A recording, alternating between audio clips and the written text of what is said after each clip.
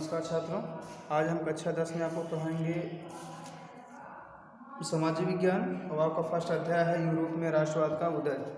तो यूरोप में राष्ट्रवाद के उदय के बारे में आज हम आपको जानकारी देंगे क्या हुआ था। पहले सबसे पहले आप देख लीजिए, जब 1789 ईस्वी में फ्रांस की क्रांति हुई थी।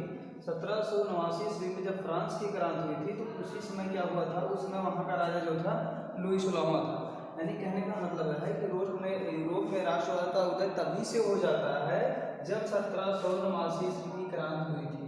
यानी कि कहने का मतलब ये हुआ कि यूरोप में उसी समय राष्ट्रवाद का उदय हो गया था जब 1789 ईस्वी की क्रांति हुई थी। और उस समय वहाँ का राजा जो था लुई 16वां था। उस समय वहाँ का राजा लुई 16वां था, जो कि बहुत ही निरंकुश जो है व्ययशीलता, फिजूल खर्ची और अपने ही प्रजा का ना ध्यान वाला क्या था, राजा था। ठीक है, इसमें आप देखेंगे जब लुई 16वां राजा था तो उसके कार्यकाल में जनता जो है बहुत ही परेशान थी। जनता की बहुत ही दयनीय स्थिति हो गई थी, और जिसमें सामान्य, कुलीनों और मध्यम वर्ग और बड़े वर्गों का जो है वाला था उन्हीं के हिसाब से। फिर आप देखेंगे जनता की कोई नहीं परवाह कर, यानी कि जनता की स्थिति उसमें इतनी दयनीय हो गई थी कि जो है काफी परेशान थी। फिर आप देखेंगे जनता की दशा अत्यंत दयनीय थी, क्योंकि इसके शासनकाल में ये अपने कार्यकाल में जो है जनता का परवाह बिल्कुल नहीं करता था। शासन की जो शक्ति थी, ये शान शौकत में हमेशा जो क्या करता था, राजकोष का जो है फिजूल खर्ची किया करता था। यानी कि फिजूल खर्ची में ही जो है विलासिता का जीवन व्यतीत करता था। जो फ्रांस के धनी व्यक्ति थे, कुलीन लोग थे, सामंत थे, पादरी लोग थे, इनको जो सुविधा प्राप्त थी वो सारी सुविधाएं जनता को प्राप्त नहीं थी। यानी कि इसके शासनकाल में सभी के लिए अलग अलग व्यवस्था थी। अब इसी में आप देखेंगे जो फ्रांस का कानून था वो सभी के लिए अलग अलग था, सबके लिए समान कानून नहीं थे। इसी परिणामस्वरूप फ्रांस में 1789 ईस्वी में एक क्रांति होती है जो पूरे संपूर्ण यूरोप को बदलकर रख देती है। इसी क्रांति के परिणामस्वरूप क्या होता है, राजतंत्र समाप्त होता है और जो है राजा रानी की, फ्रांस के राजा और रानी की क्या होती है, हत्या कर दी जाती है। और जो वहाँ का राजतंत्र होता है, वहाँ के राजतंत्र के स्थान पर प्रभुसत्ता संपन्न क्या होता है, राज्य की स्थापना होती है। और फ्रांस के नागरिकों को वो जो है स्वतंत्रता जो होती है क्या कर दी जाती है, हस्तांतरित कर दी जाती है। उसके बाद आप देखेंगे फ्रांस के क्रांति के बाद जब यहाँ पर क्या होता है, प्रभुता संपन्न हो जाती है। उसके बाद देखिए फ्रांस के क्रांति के कारण क्या कारण थे कि फ्रांस में क्रांति की गई थी, क्या कारण थे फ्रांस में क्रांति की गई थी। सबसे पहला कारण था राजनीतिक कारण, यानी कि राजनीतिक कारण से फ्रांस में जो है क्या बदलाव आए थे, क्या कौन कौन सी क्रांतियां हुई थी, कौन कौन से राजा थे। तो आप सबसे पहले देखेंगे जब फ्रांस की क्रांति की स्टार्टिंग देखेंगे तो लुई 14वां का जो है निरंकुश शासन फ्रांस की क्रांति का सबसे पहला कारण था। बहुत ही महत्वपूर्ण कारण है कि लुई 14वां का निरंकुश शासन। उस समय जो था लुई 16वां जो था कैथोलिक मत का बहुत ही कट्टर क्या था, समर्थक था। अगर आप इसके शासनकाल में जाएंगे, इसका शासनकाल सन 1643 ईस्वी से सम्राट बना था, लेकिन ये नाबालिग था, यानी कि इसकी उम्र कम थी। तो इसका जो होता शासन जो है टोटल बागडोर क्या थी, एक संस्था बनाई गई थी और जिसका जिम्मा जो है कार्डिनल मजरीन के हाथों में था। यानी कि कहने का मतलब है जब लुई 14वां जो था राजा बना तो उस समय उसकी उम्र नाबालिग थी और राजा का बना था 1643 ईस्वी में राजा बना, लेकिन उम्र नाबालिग होने के कारण इसका जो है शासन की बागडोर 1643 से लेकर के 1661 ईस्वी तक शासन का टोटल जिम्मा कार्डिनल मजरीन के हाथों में रहा। फिर उसके बाद क्या होता है, 1661 ईस्वी में पुनः शासन की बागडोर जो होता है अपने हाथों में ले लेता है। लुई 14वां जो है 1661 ईस्वी में शासन की पूरा बागडोर अपने हाथों में ले लेता है। उसके बाद पुनः फ्रांस में क्या हो जाता है, निरंकुश शासन की स्थापना हो जाती है। वहाँ पर वही व्यवस्था लागू हो जाती है, जनता की दशा दयनीय हो जाती है। ठीक है, फिर उसके बाद दैवीय अधिकारों में विश्वास रखता था कौन, लुई 14वां जो था दैवीय अधिकार में विश्वास रखता था, इच्छा अनुसार शासन व्यवस्था करता था, अपने हिसाब से सभी कानूनों को लागू करता था। फिर उसके बाद आप देखेंगे लुई 14वां जो था वो कैथोलिक मत का कट्टर समर्थक था और कहता था मैं ही शासन हूँ। उसका एक नारा जैसे था, कहता था मैं ही शासन हूँ और अत्यंत ही खर्ची था। यही कारण रहा कि काफी व्यापारी कारीगर लोग फ्रांस छोड़कर चले गए थे। ठीक है, इसके बाद शासन सत्ता आती है लुई 15वां के हाथ में। लुई 15वां जब जो है फ्रांस का राजा बनता है तो उसका जो है शासनकाल होता है 1715 ईस्वी में। वो फ्रांस का क्या बनता है, सम्राट बनता है, लेकिन उस समय इसकी उम्र होती है 5 वर्ष। लुई 15वां जब फ्रांस का राजा बनता है तो उसका जो है उम्र होती है 5 वर्ष, और इसको जब बनाते हैं 1715 ईस्वी में। इस समय इसकी उम्र होती है 5 वर्ष, लेकिन ड्यूक ऑफ ओरिजिनस एंड फ्यूरी बारी बारी इसके संरक्षण करते हैं। कहने का मतलब लुई 15वां भी नाबालिग होने के कारण इसकी शासन की बागडोर जो होती है कौन उठाता है, ओरिएंजर्स फ्यूरी बारी बारी इसके संरक्षक रहे। और सन 1743 ईस्वी में लुई 16वां ने प्रशासन को पुनः अपने हाथों में लेता है, यानी कि जब वो नाबालिग से बालिग होता है तो पुनः 1743 ईस्वी में क्या करता है, शासन की बागडोर अपने हाथों में ले लेता है और प्रशासन में कोई रुचि नहीं लेता है, लेकिन राजशाही व्यवस्था में कोई रुचि नहीं लेता है। भोग विलास का जीवन व्यतीत करता है, फिजूल खर्ची करता है और रंगरेलियों रंगमंच जैसे कार्यक्रमों का आयोजन करता है। अधिकतर जो लुई 15वां था, अधिकतर वह जुआ ही खेलता रहता था और काफ़ी टाइम में अधिक से अधिक शिकार करता था, यानी कि जानवरों की। फिर से आप देखेंगे एक बार फिर से यूरोप में राष्ट्रवाद के उदय के स्वरूप आप देखेंगे 1789 की क्रांति जैसी ही होती है फ्रांस में 1789 ईस्वी में क्रांति होती है। उसी समय क्या होता है, राष्ट्रवाद का उदय हो जाता है और उस समय वहाँ का राजा होता है लुई 16वां।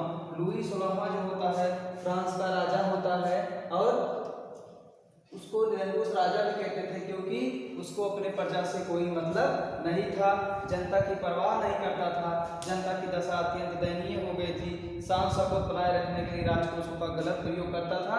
फ्रांस के धनी कुलीन सामंत लोगों पर क्या करता था, वह जो सुविधा देता था वह सुविधा सभी के लिए बराबर नहीं थी। फ्रांस में सभी के लिए कानून व्यवस्था अलग अलग थी। यही कारण रहा कि इसी के परिणाम स्वरूप 1789 ईस्वी में फ्रांस की क्रांति होती है, जो संपूर्ण यूरोप को बदलकर रख देती है। और इसी क्रांति के परिणाम स्वरूप राजतंत्र व्यवस्था समाप्त होती है और संपूर्ण यूरोप में प्रभुता संपन्न राज्य की स्थापना होती है और फ्रांस के राजा और रानी की हत्या कर दी गई और राजतंत्र व्यवस्था लागू होती है। उसके बाद देखेंगे, हमने आपको बताया था कि फ्रांस की क्रांति के कारण है, कौन कौन से कारण है, तो हमने आपको बताया था राजनीतिक कारण था और राजनीतिक कारण में शासन व्यवस्था थी। शासन व्यवस्था सबसे पहले आती है लुई 14वां के हाथ में, जो कि एक निरंकुश शासक था और इसका शासनकाल था 1643 ईस्वी से क्या करता है, सम्राट बनता है, यानी कि इसको राजा बना दिया जाता है, लेकिन ये नाबालिग रहता है। 5 वर्ष की उम्र में इसको राजा बना दिया जाता है, लेकिन ये नाबालिग रहता है। तो इसका जो है शासन जो होता है 1643 से लेकर 1661 ईस्वी तक इसके शासन का जिम्मा जो है कार्डिनल मजरीन के हाथों में रहा, यानी कि कार्डिनल मजरीन जो थे इनका शासन जो है 1643 ईस्वी से 1661 ईस्वी तक देखते हैं। लेकिन 1661 ईस्वी में जैसे ही वो बालिग की अवस्था में आता है, टोटल शासन की पूरी बागडोर अपने हाथों में ले लेता है और पुनः फ्रांस में निरंकुश शासन की व्यवस्था लागू हो जाती है। दैवीय अधिकारों में विश्वास रखता है, शासन व्यवस्था क्या करता है, सुचारू रूप से संचालित करता रहता है और अपने ही इच्छा अनुसार शासन चलाता है। और कैथोलिक मत का यह क्या होता है, कट्टर समर्थक होता है और कहता है कि मैं ही शासन हूँ। अत्यंत फिजूल खर्ची होने के कारण यही कारण रहा कि काफ़ी कारीगर और व्यापारी फ्रांस छोड़कर चले गए थे। इसके बाद शासनकाल आता है लुई 15वां का। हमने आपको बताया लुई 15वां का शासनकाल आता है 1715 ईस्वी में फ्रांस का राजा बना, लेकिन 5 वर्ष की उम्र होने के कारण ड्यूक ऑफ ओरिजिनस फ्यूरी इसके संरक्षक बने और शासन की पूरी व्यवस्था चलाते हैं। लेकिन जब ये बड़ा होता है, बालिग होने की कंडीशन में आता है, तब ये पुनः शासन अपने हाथों में ले लेता है, निरंकुश शासन की स्थापना करता है, अत्यंत भोग विलास का जीवन व्यतीत करता है, जिसके कारण क्या होता है, जनता की कंडीशन यानी कि प्रजा की कंडीशन बहुत ही खराब हो जाती है। इसके बाद शासनकाल आता है लुई 16वां का। लुई 16वां जो होता है 1774 ईस्वी में क्या होता है, फ्रांस के सिंहासन पर बैठता है। लुई 16वां 1774 ईस्वी में क्या हो जो है फ्रांस के सिंहासन पर बैठता है, लेकिन इस समय इसकी आयु होती है 20 वर्ष। लुई 16वां जब फ्रांस के सिंहासन पर 1774 ईस्वी में बैठता है तो इसकी उम्र होती है 20 वर्ष। लेकिन दृढ़ निश्चय और राजनीतिक दूरदर्शिता का अभाव था। अधिकतर राजनीतिक फैसले उसकी पत्नियां लेती थी। जब लुई 16वां राजा बनता है तो उसकी उम्र 20 वर्ष होती है, लेकिन जब किसी बात को लेकर निर्णय की बात आती थी तो अधिकतर फैसले इसकी पत्नियां लेती थी। और उसके समय में फ्रांस में अधिक संकट भी था। तो यही कारण है कि जनता में अशोक अशांति व्याप्त थी। इसके बाद आता है मेरियर एंटोइनेट का बुरा प्रभाव। मेरियर एंटोइनेट लुई 16वें की क्या थी, पत्नी थी। और उसके बाद क्या करते, वह ऑस्ट्रिया की महारानी मेरियर थेरेसा की पुत्री थी। वह फ्रांस की राजनीति में हस्तक्षेप करती रहती थी। वह एक बुद्धिमान तथा साहसी महिला थी। कौन, मेरियन स्त्रीज। परंतु वह विलासिता का जीवन व्यतीत करती थी या दिल खोलकर खर्ची करती थी, यानी कि फिजूल खर्ची का माहौल था। और उसे श्रीमती घाटा के नाम से भी जानते थे, यानी कि लुई 16वां की पत्नी को श्रीमती घाटा के नाम से जाना जाता था। यह क्वेश्चन आपके पेपर में आ सकता है, पूछ जाता है कि लुई 16वां की पत्नी का क्या नाम था, तो आप बताएंगे लुई 16वां की पत्नी का नाम, दूसरा नाम है क्या था, श्रीमती घाटा। उसके बाद ये तो राजनीतिक कारण हुए। अब हम आपको जो है बताते हैं सामाजिक कारण क्या था। सामाजिक कारण में पादरी वर्ग था। उस समय फ्रांस 3 वर्गों में विभक्त था। पहला वर्ग था कैथोलिक, जो कि चर्च में उच्च पदों पर रहा करते थे, जिनको हम पुरोहित या धर्माधिकारी कहते थे। उस समय कैथोलिक चर्च एक शैक्षणिक संस्था के रूप में कार्य करता था। उसे तिथ नामक कर लगाने का भी अधिकार था, कि जो चर्च के पादरी थे उसको तिथ नामक कर लगाने का अधिकार था। किस पर, जनता पर, यह कर सीधे जनता पर लगाया जाता था।